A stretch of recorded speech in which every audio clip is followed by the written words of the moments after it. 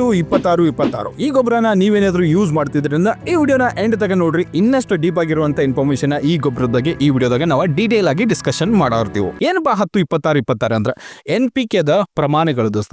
Nitrogen, phosphorus, potassium ಇದು ಒಂದು ಬೆಳೆದಾಗ ಹೆಂಗ್ ವರ್ಕ್ ಮಾಡ್ತಿದ್ದಿ, ಯಾವ ಟೈಮ್ ಹಾಕಬೇಕು, ಯಾವ ಟೈಮ್ ಹಾಕಬಾರ್ದು, ಹಾಕಿದ್ರೆ ಏನಾಗ್ತಿದ್ದಿ, ಇದನ್ನೆಲ್ಲ ಡೀಟೇಲ್ ಆಗಿ ನಾವು ಈ ಗೊಬ್ಬರದ ಬಗ್ಗೆ ಮಾತಾಡೋಣ. ರೈತರ ಯೂಸ್ ಮಾಡುವಂತ ಗೊಬ್ಬರಗಳಲ್ಲಿ ಇದು ಕೂಡ ಅಂತ ಹೆಂಗೆ ಕೆಲಸ ಮಾಡ್ತಿದ್ವಿ ಅನ್ನೋದು ತಿಳ್ಕೊಳ್ಳೋದು ಬಹಳ ಇಂಪಾರ್ಟೆಂಟ್ ಆಗ್ತೈತಿ.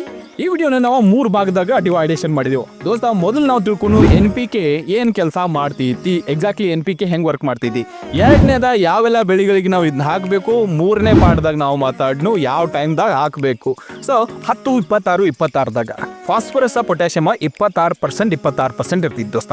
ಫಾಸ್ಫರಸ್ 26% ಇತ್ತಂದ್ರ ಏನ್ ಆಗ್ತೈತಿ ಅಂದ್ರ, ಮೊದಲ ಈ ಬೀಜ ನಾವು ಏನ್ ಹಾಕ್ತಿವಲ್ಲ ಅವಾಗ ಮೊಳಕೆ ಹೊಡಿಯುವಂತ ಏನ್ ಪ್ರೊಸೆಸ್ ಇರ್ತಿದ್ ನೋಡು, ಅದು ಚಂದಂಗೆ ಆಗ್ಬೇಕು, ಅದ ಜಬರ್ದಸ್ತ್ ಆಗಬೇಕು, ಯಾವ ಕಾಳುಗಳು ಸತ್ತ ಹೋಗ್ಬಾರ್ದು ಅಂತ ಒಂದೇ ಒಂದು ಉದ್ದೇಶದಿಂದ ನಾವು 26% ಫಾಸ್ಫರಸ್ ಕೊಡಾತೇವು.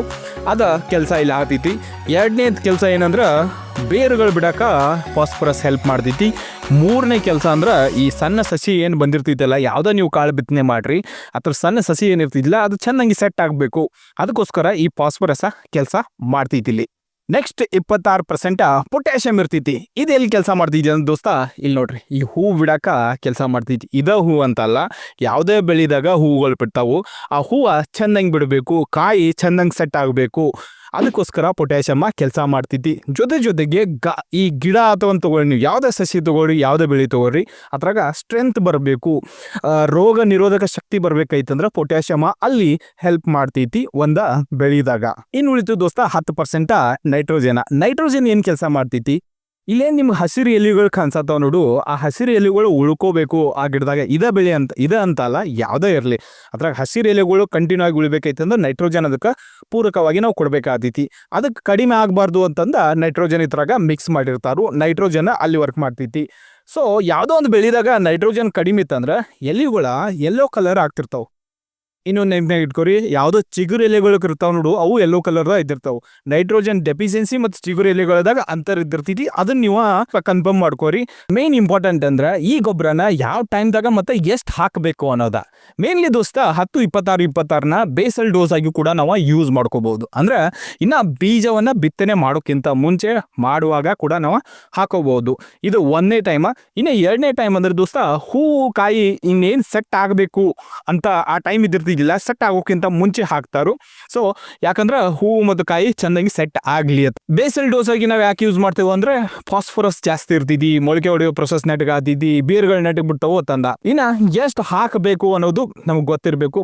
ಸೊ ನೀವು ಬೇಸಲ್ ಡೋಸ್ ಆಗಿದ್ನ ಯೂಸ್ ಮಾಡಕತ್ತೀರಿ ಅಂದ್ರೆ ಯಾವ ಬೆಳೆಗಳು ಹಾಕಿದ್ರೆ ಅನ್ನೋದು ಕೂಡ ಇಂಪಾರ್ಟೆಂಟ್ ಆಗ್ತೈತಿ.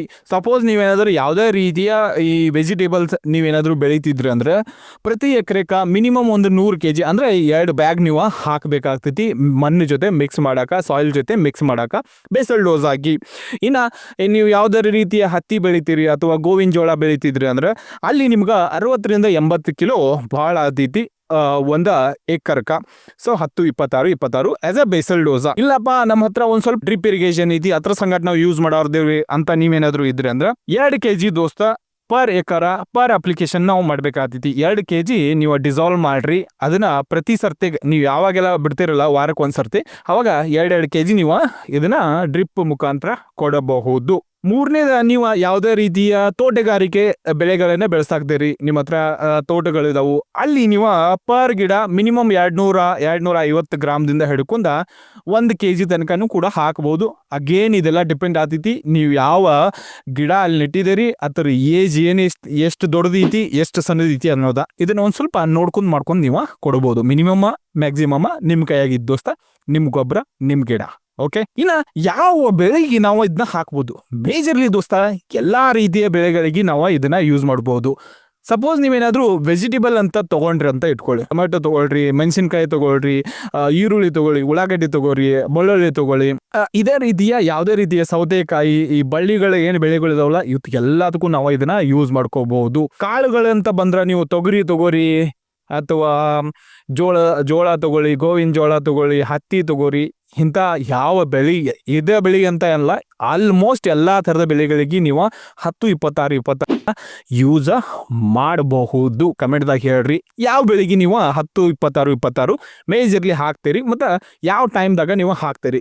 ನೆಕ್ಸ್ಟ್ ವಿಡಿಯೋದಾಗ ಯಾವ ಪರ್ಟಿಕ್ಯುಲರ್ಲಿ ಒಂದು ಫರ್ಟಿಲೈಸರ್ ಬಗ್ಗೆ ನೀವು ತಿಳ್ಕೊಳಕ್ಕೆ ಇಷ್ಟಪಡ್ತೀರಿ ಕಮೆಂಟ್ದಾಗ ಹೇಳೋಗ್ರಿ. ಮತ್ತೊಂದು ವಿಡಿಯೋದಾಗ ಮತ್ತೊಂದು ಟಾಪಿಕ್ ಬಗ್ಗೆ ಹಿಂಗೆ ಡಿಸ್ಕಷನ್ ಮಾಡಕ್ಕೆ ಬರ್ತೇನೆ ದೋಸ್ತ. ಅಲ್ಲಿ ತನಕ ಸ್ಟೇ ಟ್ಯೂನ್ ಮತ್ತು ಸಬ್ಸ್ಕ್ರೈಬ್ ಮಾಡ್ಕೊಳ್ಳೋಗಿದ್ದನ್ನು ಸಬ್ಸ್ಕ್ರೈಬ್ ಮಾಡ್ಕೋರಿ.